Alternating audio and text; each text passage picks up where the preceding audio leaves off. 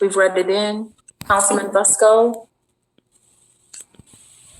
Referred. This item will be referred. That concludes our new legislation. We'll now move to the portion of our meeting that we refer to as our public comment period. Our clerk will play in comments received for this evening.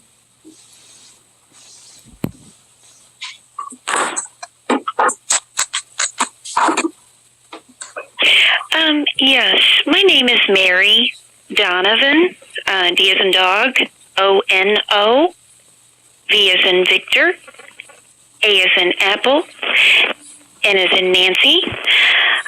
My address is 2566 Short, S-H-O-R-T, Short, space Way, W-A-Y, Apartment A as in Apple, Akron, Ohio, 44312.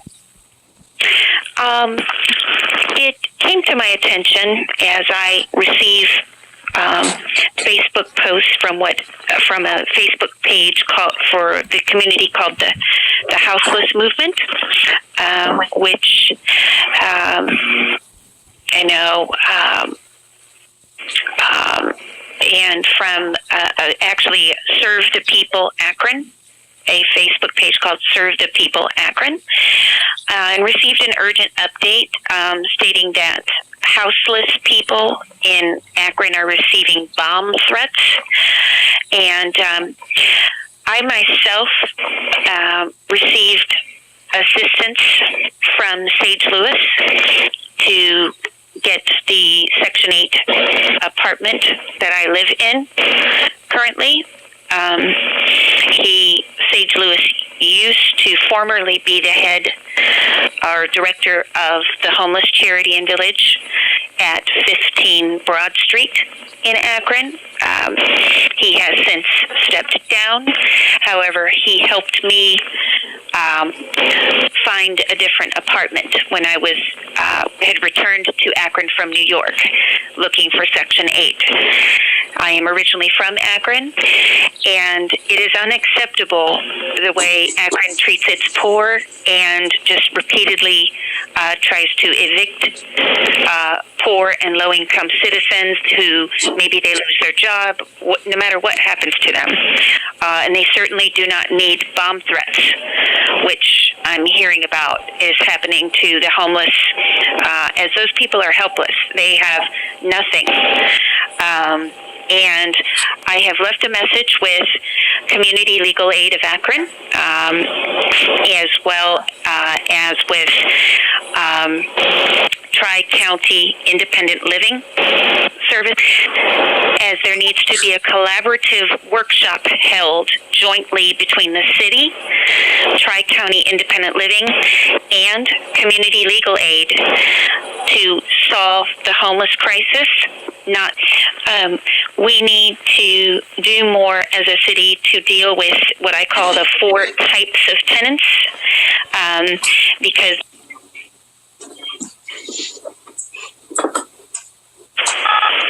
Hi, my name is Kelly Urbano.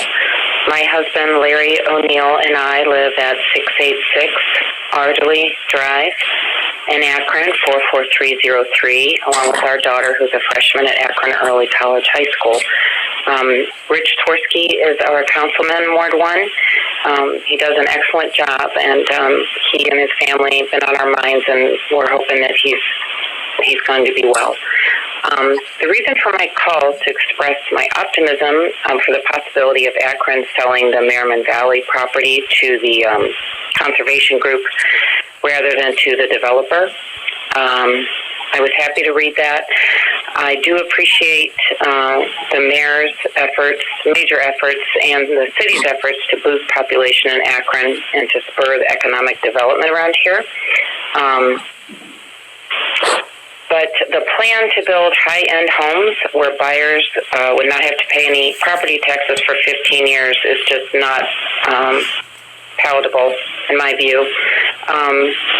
aside from destroying green space, it just seems unfair that people wealthy enough to afford the homes there that are being proposed then have their children educated in schools and to which they wouldn't pay any taxes for that education. Also does not seem fair. But I think my greatest concern, at least most important to me, is that high-end housing and a cluster there would only further segregate our already segregated community,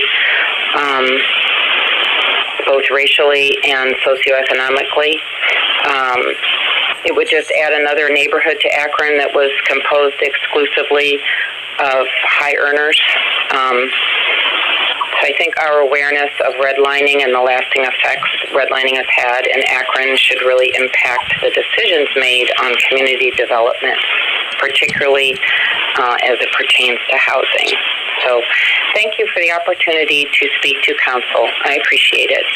Bye. Jody Grassgreen, 699 Weber Avenue, 44303.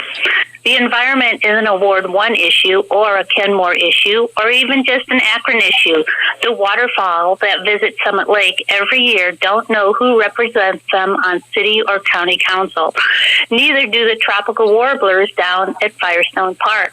They just know that it's a safe place along the migration route to find free food 2 times a year. Why should you vote to support the conservation of Tice Woods rather than develop it? It isn't often that acting locally actually has global implications.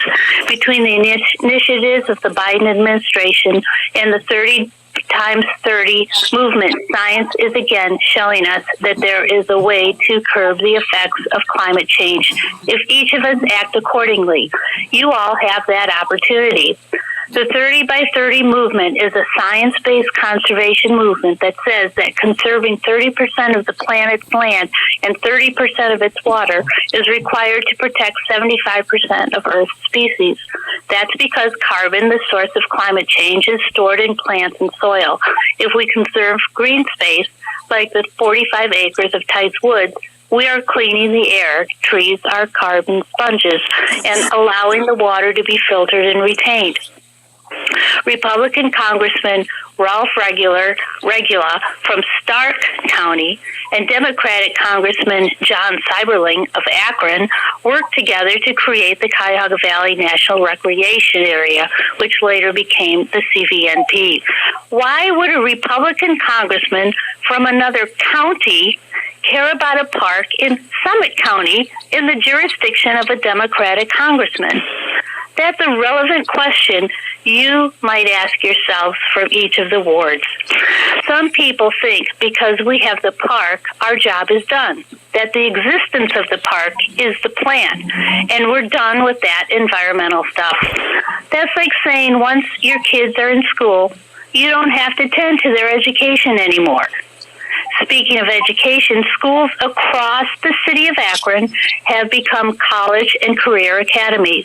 You may have kids from your ward who are studying in one of those environmental career academies. The conservation plan offered by the Western Reserve Land Conservancy could be another link in a greenway educational corridor at Tice Woods. I hope you get the chance to see WRNet. I hope you see the RFP plan that WRLC created. You can view it if you haven't seen it already at preservethevalley.com/fact-sheet. My name is Jared Struble. I'm a resident of Akron at 208 North Portage Path, apartment 204.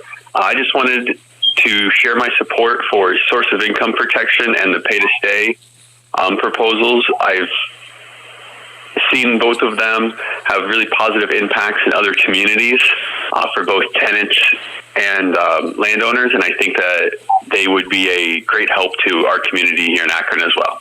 Thank you.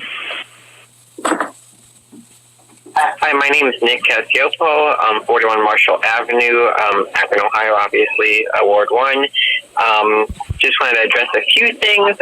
First off, I've kind of said this a couple times, but again, it's really disheartening. Ward 1 has, zero representation on council right now, and in council meetings, we passed the 2021 budget with zero representation, and we're about to, vote on how the $153 million in COVID relief is going to be spent with zero representation again, and it's just very troubling. I know at the end of every meeting, Margot Somerville mentions that city councilors should be reaching out to folks who comment, and I've been commenting just about every week for several months now.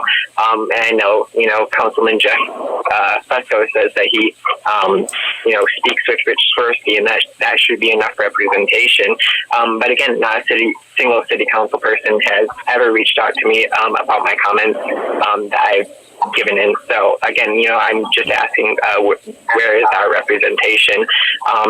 It's very undemocratic at this point. We're going on several months, and nothing's been addressed about it. Continuing on again, very against further development in the valley. Really wish that we could just preserve nature and just change our development policy a little bit. We don't need to continue gentrifying areas. We don't need to continue raising property values for everyone and displacing people. The tax abatement again, redlining 2.0. I will still have research coming out to you, but in the immediate, if you look at the zip codes in Ohio with the highest percent of white population, they correlate with the highest percent of tax abatements, and the zip codes in Akron with the highest percent of black population have the lowest percent of tax abatements. So again, it's very troubling, and I'll have that to you very soon. Going kind of back to the $153 million in COVID relief, by the looks of it, it just looks like it's going to disappear into the general fund by what Mayor Horrigan put out. I'm especially troubled by the 20-some odd million dollars going to youth violence prevention. That just sounds like just a disguise for it to be pumped into the APD. The COVID relief up until this point, over 40% has just gone into the Akron Police Department. And when people are suffering from evictions, from houselessness, from joblessness, from hunger, from illness. Hi, my name is Emma Osborne, and I just wanted to call and express my support for the pay to stay and the source of income legislation proposed to Akron City Council. I live on Kenilworth in Ward 8, and as a